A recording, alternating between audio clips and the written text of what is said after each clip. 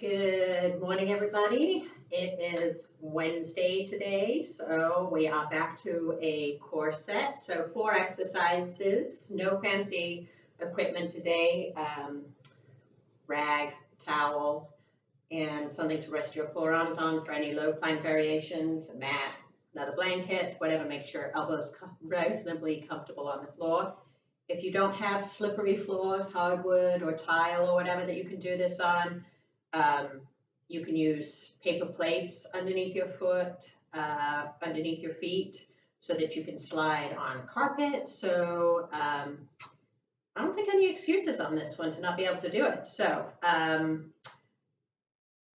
only thing we're going to really think about with all of these movements, since most of these are variations on plank, is we really want to watch that connection between our lower rib and this pelvic bone that I keep talking about, right? So you'll notice, like, when that distance increases, the lower back arches way too much.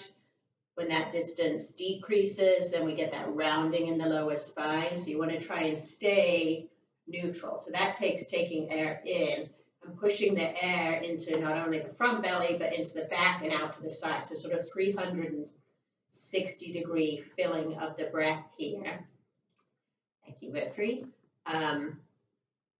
So that'll keep the lower back stable, right? So you're going to vary your number of reps based on how long you can keep that tension. So I'm going to recommend we start with like anywhere from 8 to 10 reps per side or total. Some of these movements are definitely harder than others, so you be the judge. Just keep those lower backs safe, and if one movement isn't for you, ditch it and just do the other ones. So we're going to start with a knee tuck. So you can start in a high plank position. If you have any wrist stuff, right, you could rest your, use dumbbells underneath your hands so your wrist stays stacked underneath, right? So you don't have that flexion of the wrist if you've got kind of any wrist issues. If not, you're going to go just hands flat on the floor, elbow pit slightly turned out. That just puts the shoulder blades in the right position.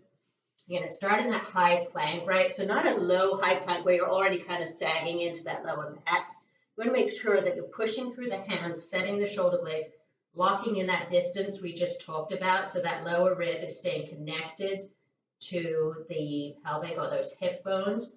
You're going to raise the hips up just a little bit, pull the knees in, round that spine, come back to neutral. Knees up, pull the knees in, back to neutral. Hips up a little bit, pull the knees in towards the elbows, come back to neutral. Just reset each time, right? So refill the back with air, pull in, push back out. Good. So that's the first move, and you should feel this pretty deep inside, right? If you're really squeezing the knees in, then all of this should be working to stabilize and contract and pull the knees in, right? You shouldn't be feeling it too much in your hip flexors, because that's not, in this particular instance, that's not what's pulling our knees forward, right? It's these abdominal muscles that are pulling the knees forward. All right, so the next one we're going to do is variation on low plank. We're going to do a low plank store. So most of you have mastered the regular plank. Sometimes we've done this on a stability ball in the gym. It's just as hard on the floor, but the movement is a little bit smaller. So you're going to set up in that low plank, feet on your rag behind you, right? Push down, get a nice rigid upper body, right? Keep the hips in line with the shoulders, and then you're just going to slide backwards a little bit and pull forward. But the whole time, that angle in the mid lower back doesn't change. So you're just going to soar forward and back. Reset if you need to.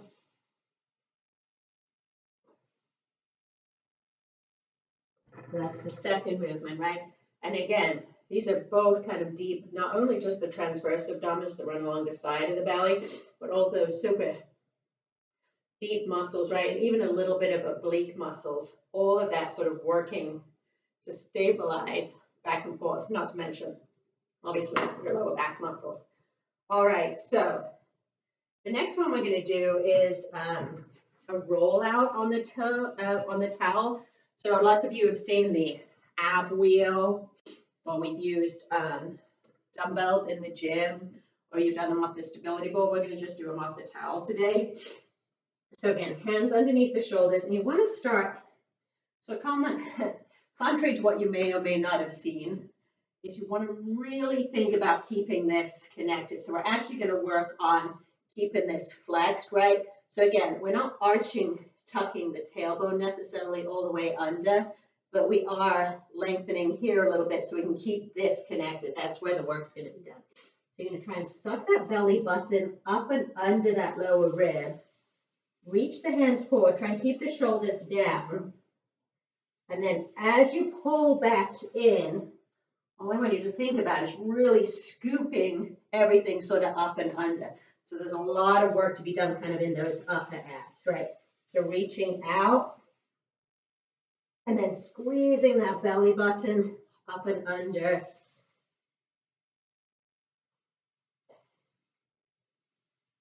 And don't worry about how far or not far you go out. This one can really vary. And I think off the towel, because there's a little bit of friction and you have to pull back against something, it's actually a smidge harder than doing it off the roller. Obviously, you're also closer to the ground, which makes it a little bit harder. So keeping the belly pulled up and in, rolling out, coming back in. So it's almost like you're up in kind of an aggressive cat pose from yoga, right, before you push out. But at no point are you letting the lower back drop and separate. The whole time, that core is staying engaged. And that belly's just scooping up and under the rib cage. Whew. All right, so that's the third movement. We've got one left. We're going back to that low variation on the low plank. So this one, a little bit more oblique work. And so you're going to set up in your low plank. This time, just one foot is going to be on your towel, right? Hips down and back, shoulders grounded, right? Pushing down through, make sure their shoulders are safe. You're going to bring the knee in towards the elbow, out to the side and back. Knee pulls into the elbow, out to the side and back. Try to keep those hips from dropping too far to the ground. I'd rather have your hips a smidge high than too low. Just way better on the lower back. So same thing on the second side, right? You guys determine your own tolerance for this. Whether it's 6 per side, 8 per side.